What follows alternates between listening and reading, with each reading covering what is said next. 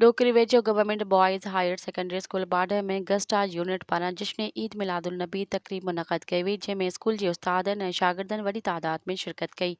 तकरीब जी शुरूआत तलावत कलाम पाक सां कई वई।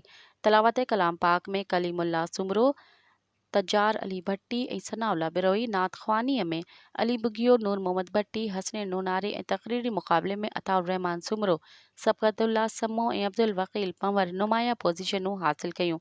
इन मौक़े ते गस्टा सिंध जे जॉइंट सेक्रेटरी अली अनवर अस्करी, ज़िले लाड़कानी जे general secretary Mazhar Hussain Soomro, head master high school Dara Syed Muharram Ali Shah, GSTA तालके डोकरी जो जॉइंट सेक्रेटरी तुफ़ैल अहमद सोहो ॿियनि ख़िताब कंदे चयो त नबी करीम सल्लल्लाहु अलैहि वसल्लम ॿिन्ही जहाननि लाइ रहमत बणिजी आया ऐं असांखे इहो फ़ख़्रु आहे त असीं उन जा उम्मती आहियूं।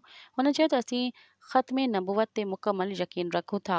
हज़ूर करीम जी अहमद सां जहाल जा अंधेरा ख़त्म थी विया ऐं हर तरफ़ नूर फैलिजी वियो, जंहिं बाद कामयाब शागिर्दनि में इनाम विरहाए विया ऐं आख़िर में मुल्क ऐं क़ौम जी ख़ुशहाली लाइ ख़ुसूसी दुआऊं घुरी वयूं। मज़ीद ख़बरनि ऐं तफ़सीलात लाइ विज़िट कयो असांजी वेबसाइट www.awamiNewsHD.com ऐं ॾिसंदा रहो अवामी न्यूज़ HD।